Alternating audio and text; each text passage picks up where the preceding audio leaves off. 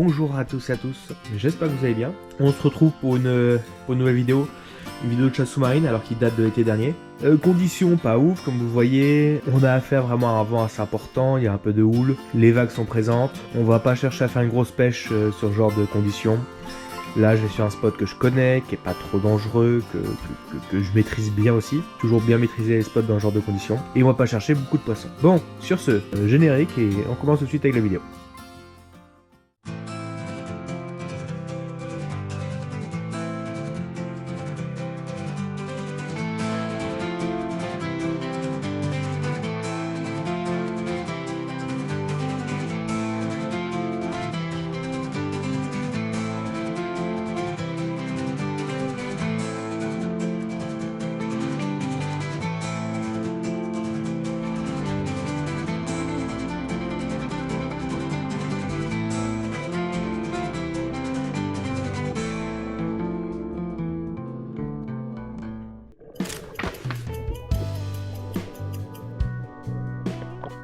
Et une vidéo comme d'habitude dans le Finistère Sud.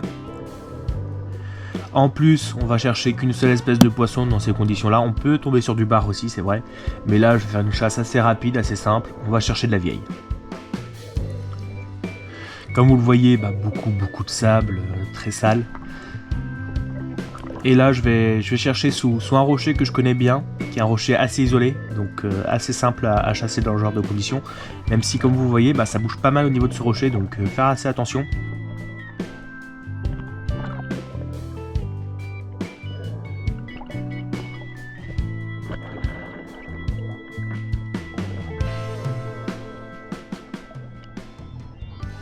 Je vois un poisson au loin, je vois clairement qu'il fait une taille respectable. Ça sera pas des gros poissons dans ce genre de conditions, c'est assez compliqué.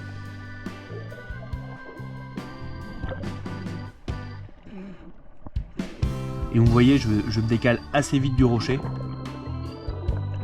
Et là, on a affaire à une vieille, pas énorme mais assez belle.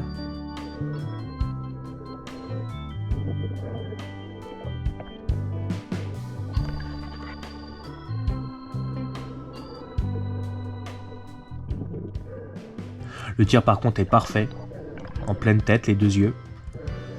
Je vais l'achever, mais je peux l'achever tout de suite. Je le rappelle, certes c'est une priorité, achever le poisson, mais la vraie priorité dans tous les cas, quand vous faites de la chasse sous-marine ou quoi que ce soit, c'est une mise en sécurité. Donc on va chercher, là je vais chercher à aller sur la bouée.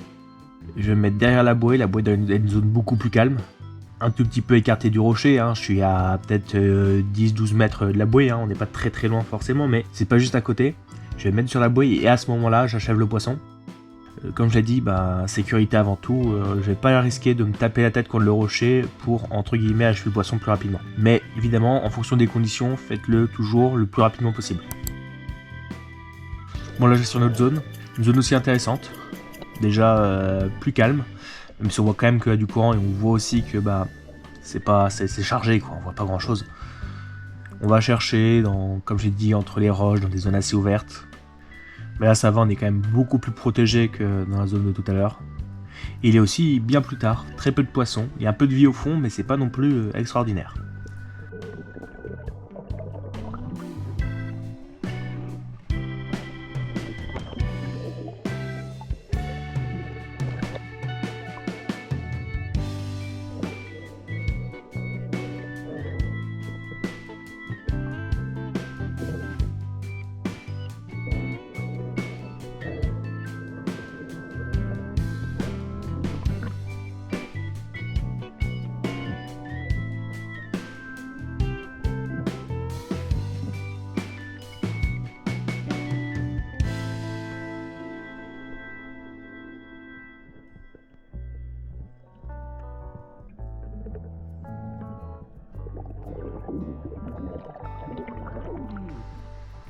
La bouée, vous voyez, est jamais très loin de moi, mais toujours dans des zones un peu plus calmes.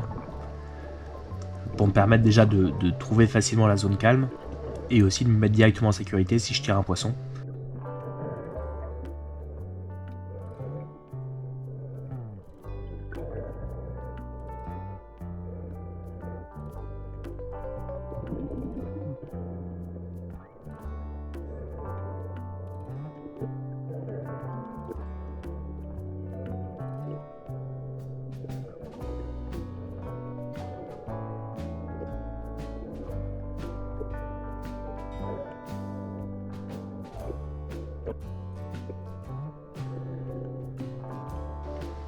Là, je vais longer les roches, donc à l'abri et du vent et des vagues.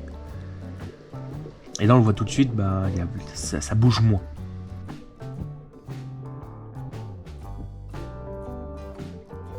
Plus. Et là, je tire, vous voyez pas, le tir est mal cadré, malheureusement. Mais le poisson est bien en dessous. On le voit bien bouger, donc le tir ne l'a pas achevé sur le coup. À ce moment-là, je sais pas exactement où je l'ai tiré. Et je vois qu'en fin de compte, bah, je l'ai tiré par l'arrière. C'est une vieille, assez belle. C'est comme j'ai dit, pas des poissons records. Pas dans le genre de journée, de toute façon.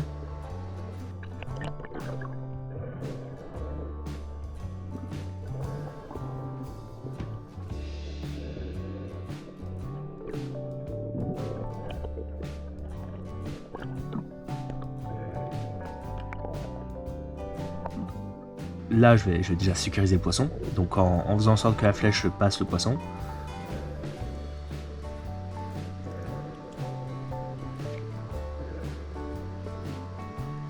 Je le rappelle, si c'est pour perdre un poisson blessé qui va mourir plus loin, c'est débile.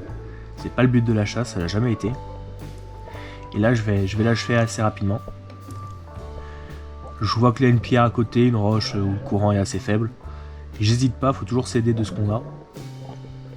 Et on pousse le couteau pour essayer d'achever le poisson le plus proprement et le plus rapidement possible. Une fois le couteau bien mis, je vais vraiment remonter pour, comme d'habitude, être sûr d'avoir achevé le poisson.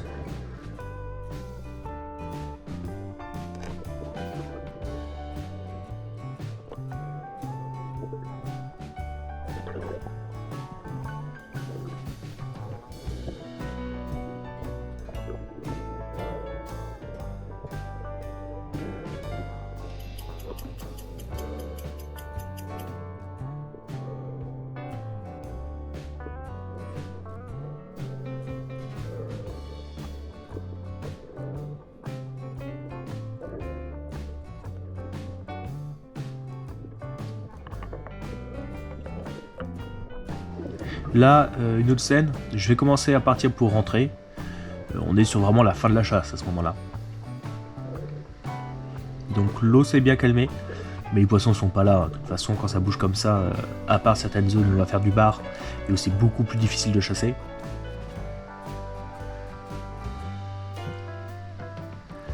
Les poissons sont souvent cachés, assez timides. Et les zones sont rarement accessibles. J'aurais pu aller dans la zone à Star à ce moment-là, mais franchement, nager 20 bonnes minutes pour aller à un endroit sans être sûr de pouvoir y chasser, pas forcément utile. Mais un joli trou, franchement, on voit bien, comme j'ai dit, des grands trous avec des grandes ouvertures, c'est pour ça qu'on peut se permettre de chasser en 90 dedans. Le si la flèche part, on va chercher l'autre côté, il n'y a pas de problème. Le temps s'améliore, mais comme vous voyez, ça bouge encore bien. Bon, merci d'avoir regardé la vidéo, n'hésitez pas à liker, à vous abonner. À laisser un commentaire aussi, n'hésitez surtout pas à commenter. Vous comprenez aussi pourquoi j'ai pas mal pêché à truite cette année, comme assez souvent, les conditions météo c'est pas toujours ça dans le Finistère. Malheureusement, j'aime pas aller chasser quand c'est ce temps-là. Je préfère attendre que le beau temps arrive et qu'on aille chasser dans des très bonnes conditions. Et donc dans ce moment-là, je préfère aller chercher quelques truites. C'est pas mal aussi. Allez, sur ce, moi je vous laisse. C'était Julien. A plus tout le monde. Bye.